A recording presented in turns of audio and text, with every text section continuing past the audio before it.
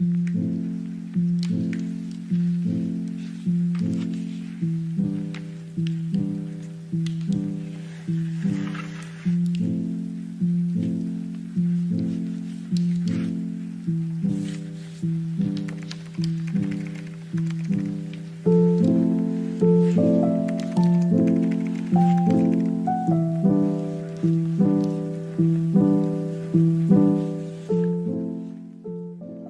is so much out there to see, and there are so many perspectives to consider.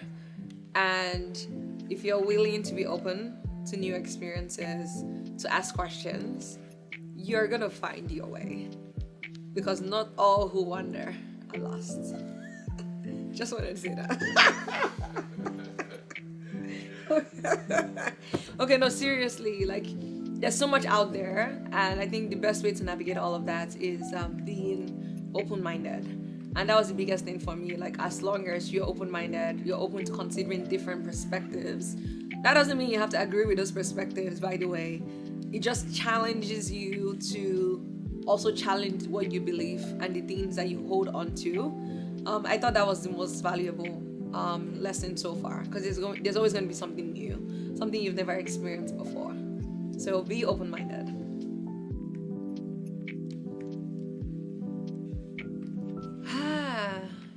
I think they've extended my level of exposure. I think back to 2015, I was 16. I probably hadn't seen much in life at that point. Till now, 2024, the people I've met, the conversations, the countries I've visited, like no brainer. I feel like if my mindset was this way in 2015, it's now this way. And the crazy thing is, there's still so much out there. There's still so much out there to see. So I think it just made me more, just more knowledgeable, more exposed, more experienced. I feel like now I can relate to people even better. I can relate to certain experiences more. And for those experiences I've not had, there's that eagerness to say, oh, I would love to try that out. I would love to see this aspect of the world. So it's made me more a better thinker, a better conversationalist, and also someone who wants to adventure even more. Which some people is crazy because they're like, you're already adventurous. And I'm like, nope, not yet. There's so much out there to see.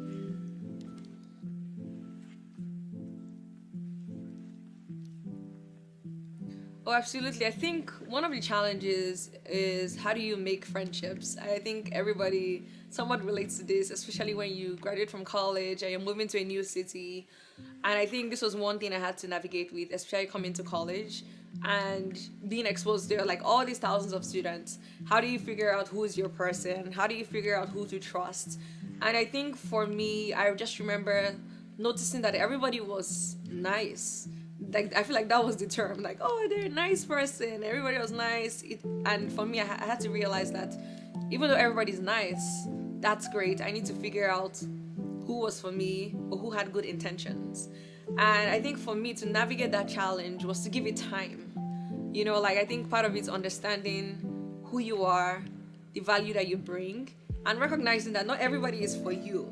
So I don't want to have 1,600 friends, but I want to be able to say, oh, you know, these are my core friends. These are the people who get me, who I can be open with. And I think for me, it just gave it time. And as I experienced different people, had a lot of like activities with different people, I would pay attention to who I resonated with, who I leapt for joy for whenever I came into their presence. I paid attention to those tiny moments. Who spoke to me and spoke to me in a sense or in a way that seemed like, oh wow, this person actually cares about me or actually values me. So I paid attention to those tiny details. And I think I also kept it, I try to be patient. You can't be impatient when you're trying to navigate friendships, when you're trying to navigate people that you would trust, especially when you're new to a place. So I think that was one thing, and that's something I keep hearing comes up every single time. Like, when you're in a new country, how do you meet people? How do you make friends? How do you figure out who's for you and who's just there for the ride? And I think patience, observing, and actually listening to your gut. So like, if there's somebody that my gut is like, not the person to hang with, I'm not even gonna question it. I'm like, okay, Nice to meet you. Bye.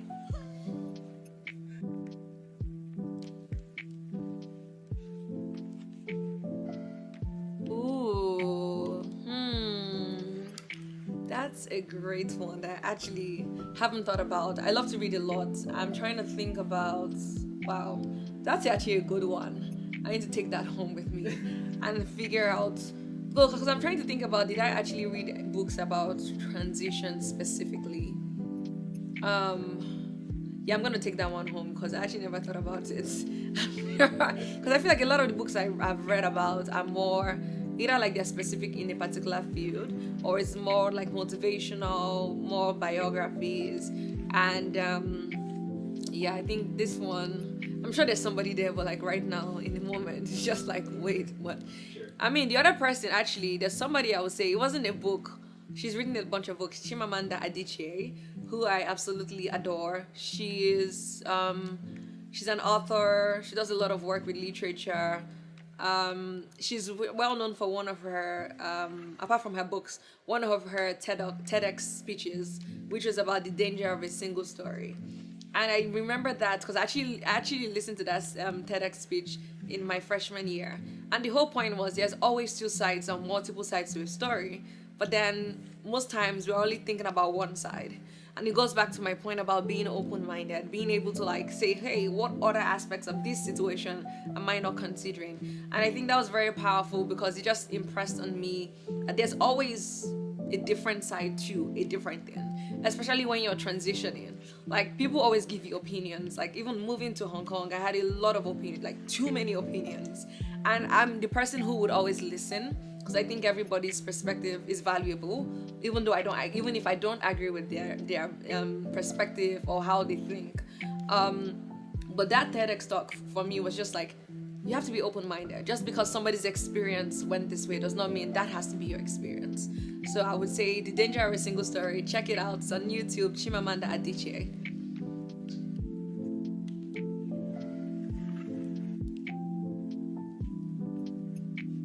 Oh, I think it's broadened. There are things I couldn't envision as realities before, that now I'm like, oh, I can see how that could happen. I think it just made me more human, honestly, because you see different things, even if I don't experience all the things, but I hear about other people experiencing the same things, and I'm like, oh wow, like this is real, this is somebody else's life. So I feel like it made me more down to earth. It made me more compassionate to actually experience or put myself in the shoes of other people, and then it just broadened my horizon. That there's so much you don't even know. And even no matter how much you read, how many places you travel to, you will not know. So that keeps you humble and helps you recognize that you need the next person who is standing over by your side or who is across that street, because everybody has different perspectives.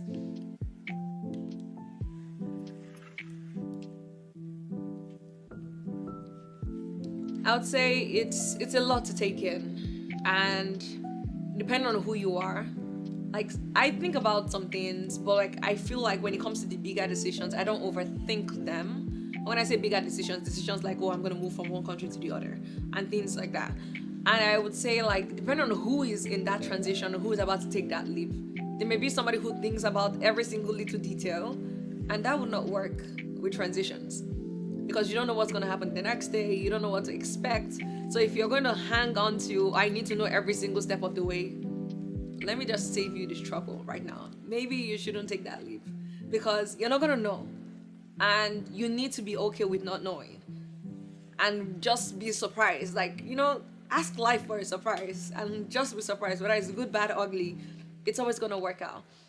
And the other thing I would say is it takes time. It's okay to say, oh, I moved from this location to that location and it's been 6 months. I still feel like I'm floating in thin air and I'm not even standing on the solid ground. It's fine. It's 6 months. You just uprooted yourself from somewhere else you probably spent years. Then why are you stressing yourself about not getting settled here in 6 months? It's not realistic. So give yourself time, grace, talk to other people. But remember, it's your journey. As you talk to other people, remember that you are the main character in this story. So how would you want the story to play out? What are the things you really value the most? How are you going to bring that to life? as you experience this new phase and this new atmosphere. So take it easy. There's a lot to learn, but it takes time. So I think with that, honestly, transitions teach you a lot. It's almost like its own classroom with no structure, with no assignments, and it's the more you put in of yourself, the more you get out. So I would always say yes to transition, knowing that it takes a lot, but it's very important and so rewarding. So my question to you is, where are you in your transition? And how are you actually stewarding your transition to ensure that you're not wasting your transition and making the most out of it? Transitions are to be experienced, maximized, and are meant to be phases for preparation for your next level. So what are you waiting for? Lean in.